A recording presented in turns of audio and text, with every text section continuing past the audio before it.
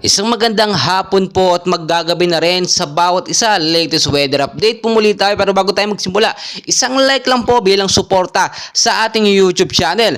So nakalabas na nga po yung ating binabantayan na active low pressure area dito nga po sa bandang east of Visayas or sa east of Catanduanes, no? Nakalabas na po siya at makikita nyo naman sa ating live radar, no?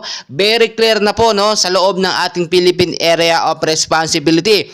At wala pong sama ng panahon na ating binabantayan. Tulad na nga lang po na ating sinabi nung nakaraan, ay napakalabo po maging bagyo or maging isang typhoon. Ito nga pong active low pressure area, which is nag-range lamang ang lakas ng hangin from 30 to 35 kilometers per hour. Kaya mabilis lang din po itong nawala, no? At kahit napansin natin na ito'y kumikilos papuntang Luzon, hindi na po ito nagdiretso at unti-unti na hanggang sa natunaw na nga po active low pressure area.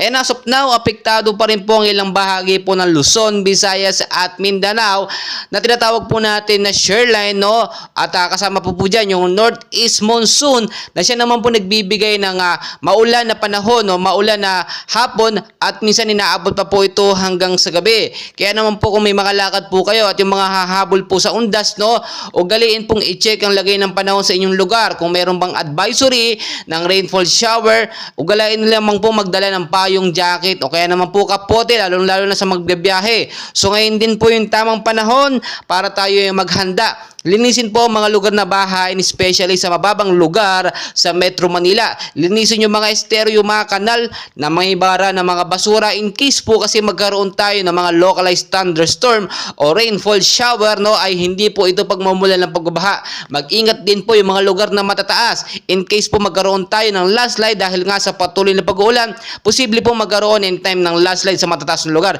Well guys, napakarami pang kaganapan na tulad nga ng ating sinasabi, ina-expect po natin ngayong Nobyembre, no, ay posibleng pumasok po ang 5 hanggang 7 bagyo sa ating Philippine Area of Responsibility. So mas maganda ngayon pa lamang po maging handa na tayo sa mga posibilidad na mangyari dahil never and ever po natin mape-predict ang galaw po ng bagyo or ng panahon. Babago-bago po yan.